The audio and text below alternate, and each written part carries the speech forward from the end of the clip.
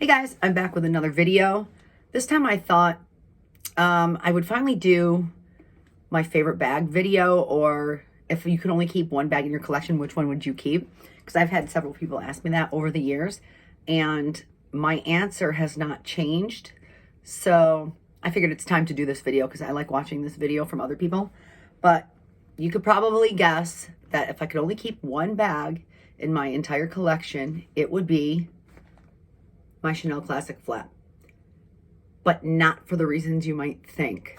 First of all, I love this bag. It's probably it is my most valuable bag in my collection because classic prices have skyrocketed.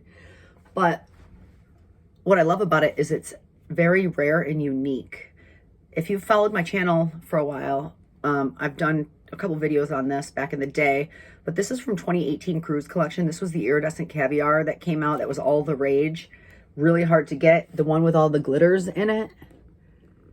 And I've had several different versions of this bag over the years, and I always ended up selling them for whatever reason. But when I found this, I knew that this was my final one and that I would never get rid of it because it is a seasonal piece. So all the different features about it are exactly what I love. For example, first of all, this caviar leather is a very smooth caviar, and I love that, where the pebbles are small and smooth, but it's so durable. The glitter is amazing. I really wish that my light in here could pick it up. In certain lights, it'll be kind of iridescent and sparkle like the night sky. And I love it. And it's so subtle, so it's not like overpowering. Another feature I love about this bag is this hardware.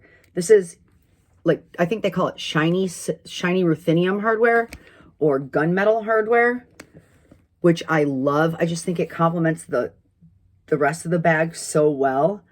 Another thing I love about it is the fact that it does not have edge stitching, which that's just my favorite. I don't like the edge stitching. If I don't have to have it, I prefer not to have it. I just like the way this looks better. And another thing is that it has black hardware.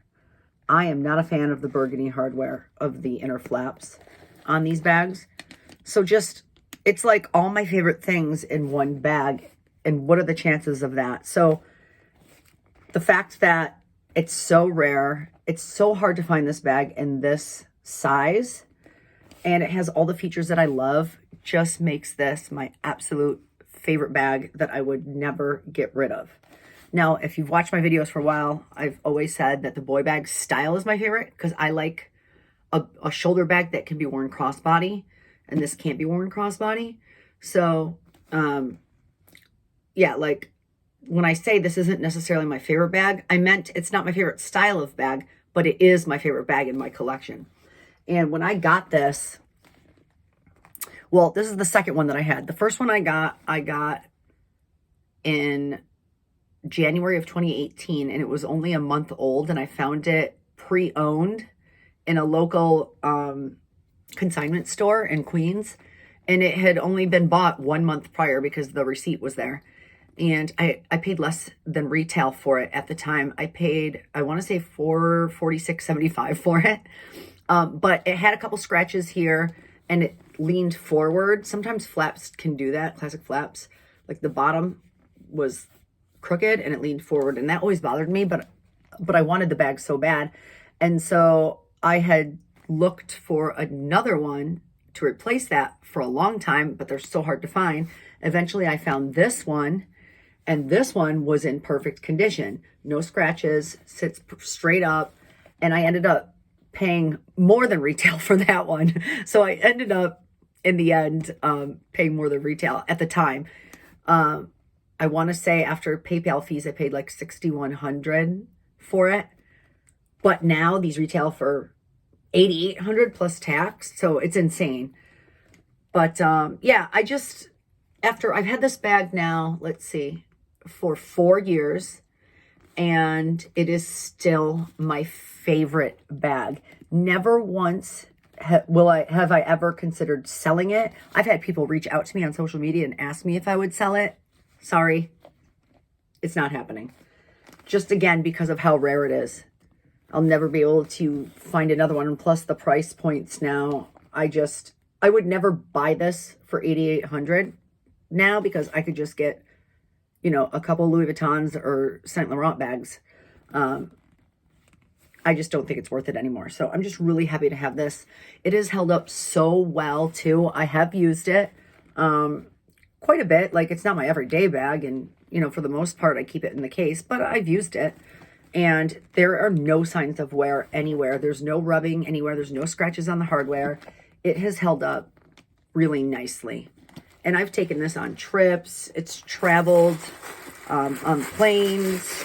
It's been in the front seat of the car when I've slammed the brakes and it took a dive.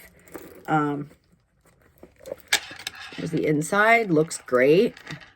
Made in France. This inside plate has no scratches on it. And yeah, so I wanted to do a dedicated video strictly to this bag, because after 4 years, it still makes my heart sing when I look at it. And I just feel so happy to have it. And just wanted to talk about it today because I feel like chatting with y'all. And I was able to, back in the day in 2018, I got the matching wallet too, with the glitter too, from 18C. You can kind of see the glitters there, because I just loved this leather and this line so much. I used to have the flap card case, but I never used it, so I sold that one. But anyways, thanks for watching and letting me ramble. Let me know which bag is your favorite, and if you understand what I'm saying when this isn't my favorite style, but it's my favorite bag in my collection. But thanks for watching, and I'll see you guys next time.